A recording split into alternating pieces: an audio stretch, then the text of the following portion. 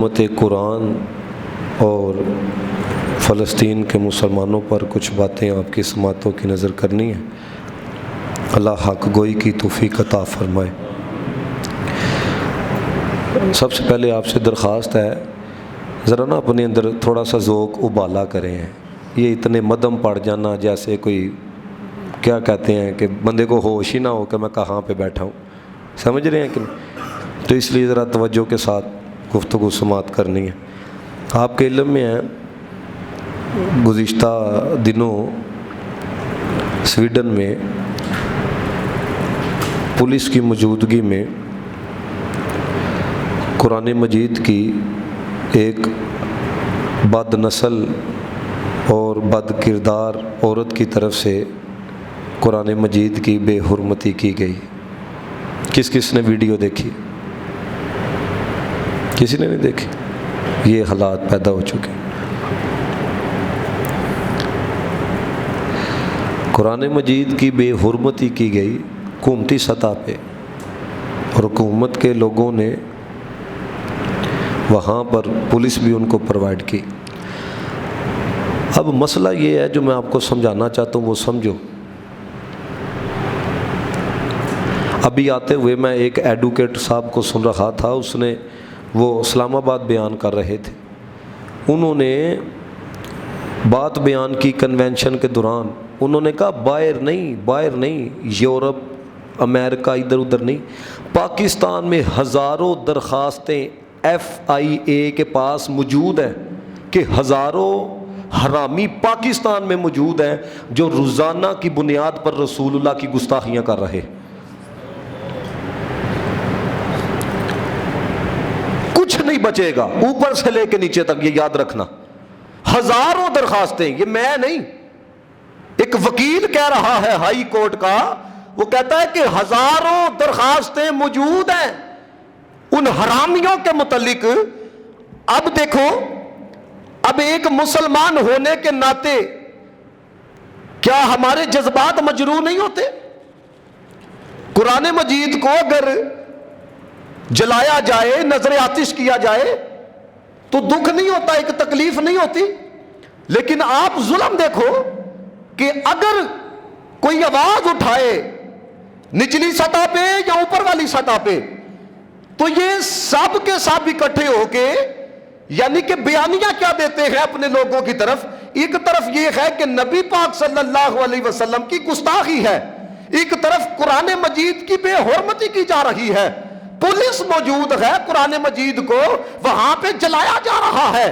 اور یہاں پر اگر ہم جیسا کوئی جذبات کا اظہار کرے یا اپنے اندر جو غیرت ایمانی ہے اس کا اظہار کرے تو بیانیہ کیا دیا جاتا ہے وہاں کے لوگوں کو؟ دیکھو جی، یہ تو شدت پسندی ہے، یہ تو انتہا پسندی ہے، یہ تو دہشت گردی ہے۔ مجھے بتائیں یار، یہ ہے انتہا پسندی، یہ ہے شدت پسندی کہ قرآن کے ساتھ جو مردی کوئی دنیا میں کرتا پھر ہمارے اندر ایمان کی اگر حرارت موجود نہیں، ہم اپنے جذبات کا اظہار نہیں کرتے، تو مجھے بتائیں پھر مسلمانی کا فائدہ کیا ہے؟ پھر کلمہ پڑھنے کا فائدہ کیا ہے؟ ایک بات یاد رکھنا میری ذہن کے اندر، اللہ کے بندو، یہ وہی چیزیں ہیں جو آج کے نوجوانوں کو ڈرا رہی ہے۔ اگر کچھ کیا تو پتہ نہیں انتہا پسندی کا لیبل لگے گا، شدت پسندی کا لیبل لگے گا۔ نبی پاک کا غلام یاد رکھنا دہشت گرد نہیں ہو سکتا، نبی پاک کا غلام یاد رکھنا انتہا پسند نہیں ہو سکتا، نبی پاک کا غلام شدت پسند نہیں ہو سکتا، لیکن ہاں میرے مصطفیٰ کا غلام غیرت مند ہوتا ہے۔ حضور کا غلام یہ کیسے ہو سکتا ہے کہ یار کوئی بندہ قرآن مجید کو نظر آتش کرے، کوئی بندہ نبی پاک علیہ السلام کی گستاخی کرے اور روزانہ کی بنیاد پہ کرے، اور ہم لوگ گونگے شیطان بن کے بیٹھے رہے؟ ایسا نہیں ہو سکتا۔ جب تک ایک غیرت مند مسلمان بھی موجود ہے، وہ اپنے نبی کی عظمت پہ بھی بولے گا، وہ عظمت قرآن پہ بھی بولے گا۔ جب تک ایک، اس لیے آپ کو جگاتا ہوں اللہ کے بندو، یہ 3-4 وقت کی روٹی کے لیے اتنا مدغوش نہ ہو جاؤ۔ آپ دیکھو، آپ کو پتہ ہی نہیں کہ ہو کیا رہا ہے۔ یہ سب کو پتا ہے ککڑی کا ریٹ نیچے آ گیا ہے، یہ سب کو پتا ہے پیٹرول 5 روپے نیچے آ گیا ہے، یہ سب کو پتا ہے کہ آٹا 800 روپے 20 کلو کا تھیلا سستا ہو گیا ہے۔ نہیں پتا تو یہ نہیں پتا کہ ہو کیا رہا ہے۔ اگر نبی کی عزت نہ بچی، خدا کی قسم یہ پاکستان بھی کسی کی عزت محفوظ نہیں رہے گی۔ عجیب تماشا بنا کے رکھا ہے۔ مجھے بتائیں کیڑی نمازیں ہیں جی، کیڑی زکاتیں ہیں جی، اگر نبی پاک کی عزت کے اوپر بول لیں گے حضرت انسان کے اندر۔ میرا نوجوانوں آپ کو پیغام ہے، اللہ کے بندو، جہاں پر آپ سیاسی جماعتوں کے لیے ایک دوسرے سے لڑتے مرتے پھرتے ہو نا یہ سوشل میڈیا پر، اسی وجہ سے تو آپ دیکھو یہ 9 مئی کا جو واقعہ ہوا، ان لوگوں کے لیے لڑ مر کے آپ کو کیا ملا ہے؟ نبی کے لیے مر جاؤ، خدا کی قسم تمہارا دنیا میں بھی مل پڑ جائے گا، تمہارا قبر کے اندر بھی مل پڑ جائے گا۔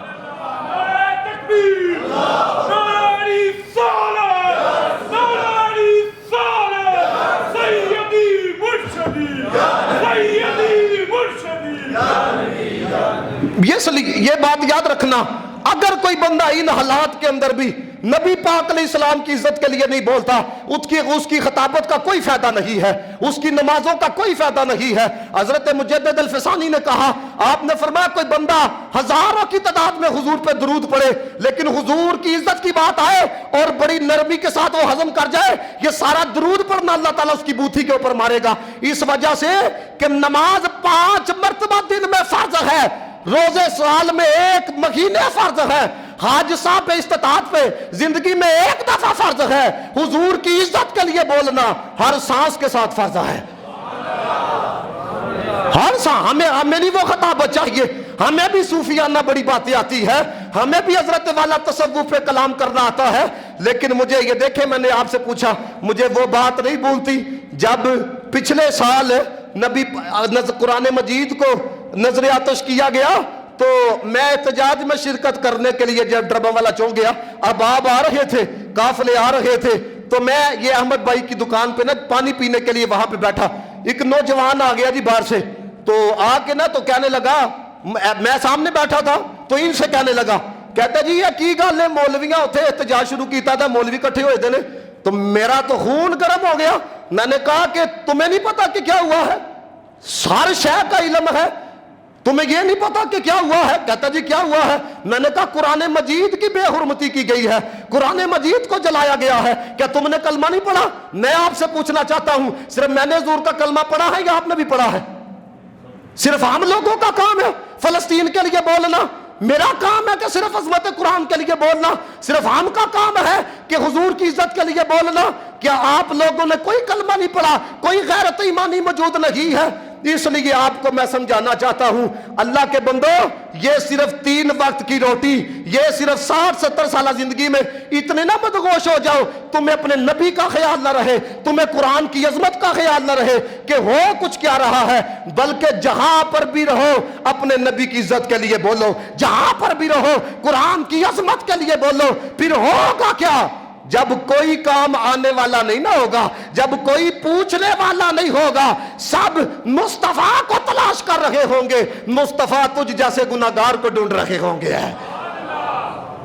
حشر میں سب کہیں گے سرکار کہاں ہے، سرکار بلائیں گے گناہگار کہاں ہے۔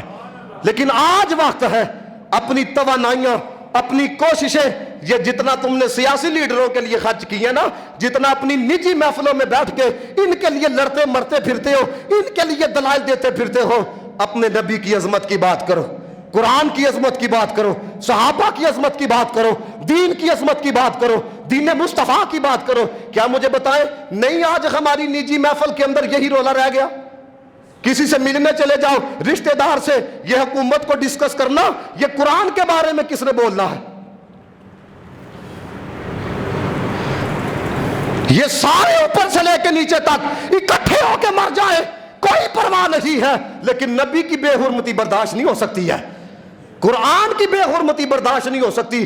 میں اس لیے آپ کو یہ بات یہ نا آپ کو پتا ہے یہ سلسلہ اب کتنا کنٹینیو ہو گیا ہے، آئے دن یہ بغیرتی ہو رہی ہے۔ میں نے پچھلے دنوں جملے پڑھے، قسم باخدا میں آپ کو کیا بتاؤں کہ کیسے کیسے حرام زادے موجود ہے سوشل میڈیا کے اوپر، اور پوچھنے والا کوئی نہیں ہے۔ یقین کرو دندناتے پھر رہے ہیں، ایک کو بھی سر عام لٹکائے، کیا ملا ہے آپ کو؟ یہی ہے نا یورپی یونین ہم سے ناراض ہو جائے گا، فلانا ناراض ہو جائے گا۔ تم نے کلمہ کس کا پڑھا ہے؟ یورپی یونین کا پڑھا ہے؟ ایڈ بند ہو جائے گی، بندے نکال، مر جاؤ تم سارے۔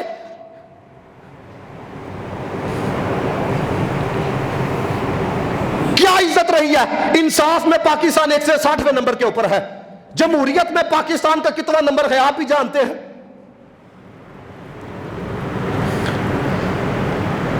مت دو یہ قوم کے ساتھ جو کر رہے ہو یہ تو الگ بات ہے. جس نام کے اوپر یہ وطن حاصل کیا گیا تھا اگر انہیں کی یہاں پہ بے حرمتی ہونی ہے تو پھر پاکستان کا مطلب کیا ہے؟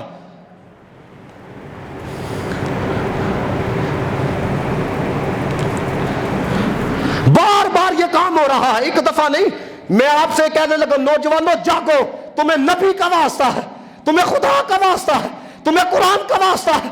کھڑے ہو جاؤ اپنے نبی کے لیے, کھڑے ہو جاؤ عظمت قرآن کے لیے. بار بار یہ بغیرتیاں کرتے کس لیے؟ یہ ہماری غیرت ایمانی چیک کرنے کے لیے. مجھے بتائیں اتنا کچھ ہوا ہے.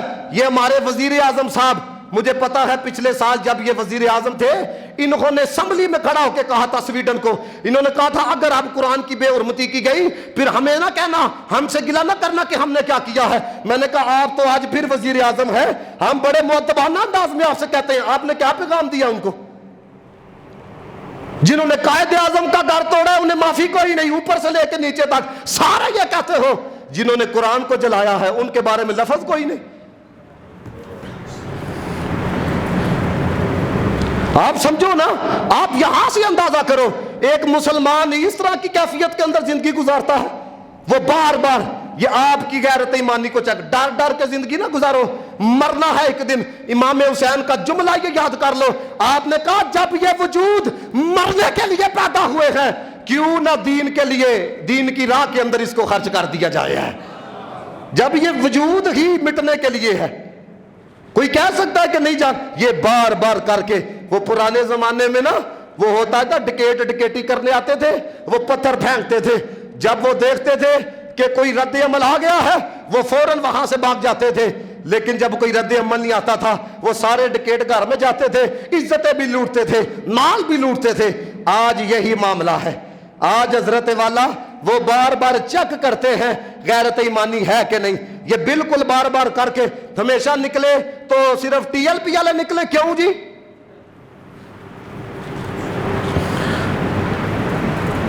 جب کوئی دین کا کام آ جائے تم لوگ کس جگہ پہ ہو؟ صرف یہی رہ گئے یا اللہ مینوں پیسے دے دے, یا اللہ مینوں مکان دے دے, یا اللہ مینوں گڈی دے دے. رب واسطے کوئی نہیں بولنا. یہی بس رہ گیا ہم لوگوں. رب اس لیے ہے یا اللہ پیسے دے دے, کوٹھی دے دے, مکان دے دے, بچے دے دے, بچہ دے دے, بس یہی کچھ رہ گیا. رب کی قدر کیا ہے ہمارے دلوں کے اندر؟ اس لیے آپ کو بتا رہا ہوں جو کنجریوں کے سٹیٹس لگاتے ہیں, جو حضرت والا ان کنجریوں کو دیکھتے ہیں, نظروں کو ناپاک کرتے ہیں, تمہارے نبی کے متعلق وہ جملے کہے جا رہے ہیں. خدا کی قسم کسی ریڑھی والے کے متعلق بھی وہ باتیں نہیں بیان کی جاتی جو حضور کے متعلق کہا جا رہا ہے. اس لیے میں کہنا چاہتا ہوں میرا پیغام یہاں سے کہیں تک پہنچے, آپ سب کے لیے پہنچے. اگر یاد پھر نہ کہنا کہ یا اللہ کسی نے بتایا نہیں تھا, کسی نے سمجھایا نہیں تھا. میں آپ کی آنکھیں کھول رہا ہوں, میں آپ کو پیغام دے رہا ہوں. کھڑے ہو جاؤ اور پیغام دو. کل بھی حضور سے رشتہ تھا, آج بھی مصطفیٰ سے رشتہ ہے. سٹینڈ لو اس کے اوپر جتنا ہو سکتا ہے. آپ کی پروفائل جڑا دیکھے 100 بندہ دیکھے اسے پتہ لگنا چاہیے کہ ہو کیا رہا ہے.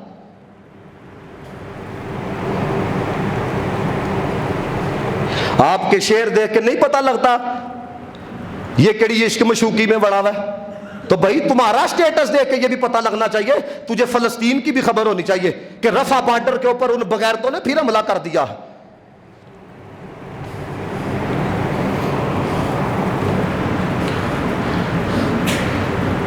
میرا یہ پیغام سب کے لیے ہے, کسی نے یہاں پہ نہیں رہنا.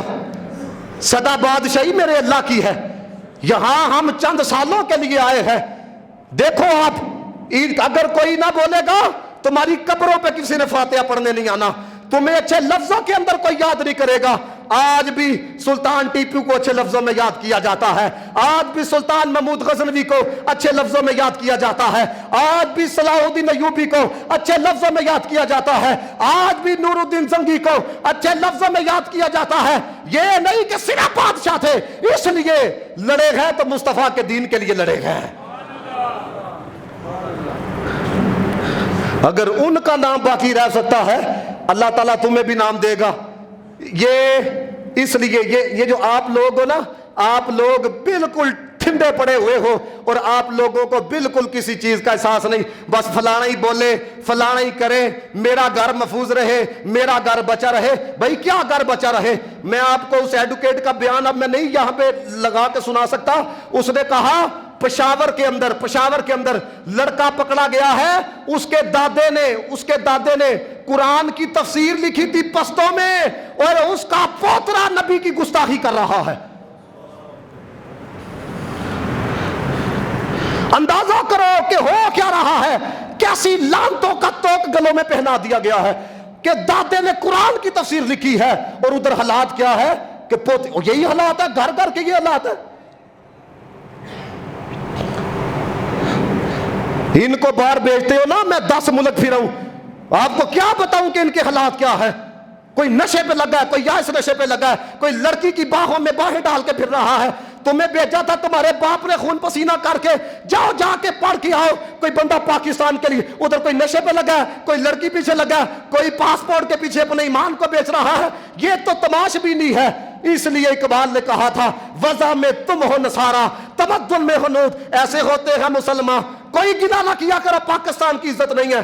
جب تم نبی کی عزت کے لیے نہیں بولتے، پاکستان کی عزت کس نے کرنی ہے؟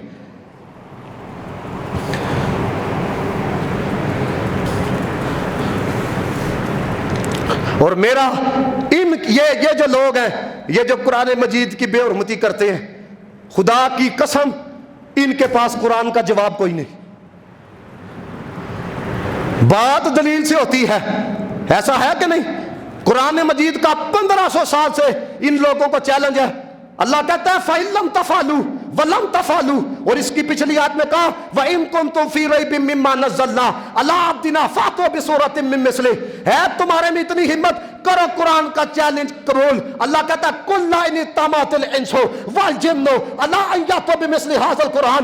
اللہ کہتا ہے تم سارے انسان اکٹھے ہو جاؤ، سارے جن اکٹھے ہو جاؤ، لاؤ قرآن کی صورت کے مقابلے میں ایک صورت، لاؤ قرآن کی آیت کے مقابلے میں آیت. تم لوگوں کے پاس اب صرف یہی رہ گیا ہے، یہ ہار ہے کہ تمہارے پاس قرآن کا جواب کوئی نہیں. یہ تم ٹھوس ہو گئے ہو، یہ تم ساری طاغوتی قوتیں تم ٹھوس ہو گئے ہو.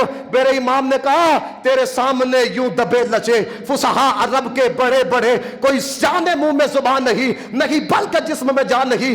ان لوگوں نے بڑے بڑے لوگوں کو بنایا، ان لوگوں نے بڑے بڑے لوگوں کو پیدا کیا. دیکھو جی اتنا پڑا ہے، یہ کر سکے قرآن کا مقابلہ، یہ سارے قیامت تک اکٹھے ہو کے الٹا لٹک جائے، قرآن کی آیت کے مقابلے میں کوئی آیت نہیں لا سکتے. کیوں؟ کیونکہ یہ میرے مصطفیٰ کا زندہ معجزہ ہے. عظمت قرآن، شان قرآن، مقام قرآن. میں آپ سب سے اب سارے نعرہ لگانا، واضح کھولو اپنیاں. میری آواز دیکھ رہے ہو؟ واز کھولو اپنی. میں نے کہنا ہم عظمت قرآن کے، آپ نے کہنا پاسبا ہے پاسبا. جڑا قرآن کے لیے نہیں ہاتھ اٹھا سکتا اس کے ہاتھ نہ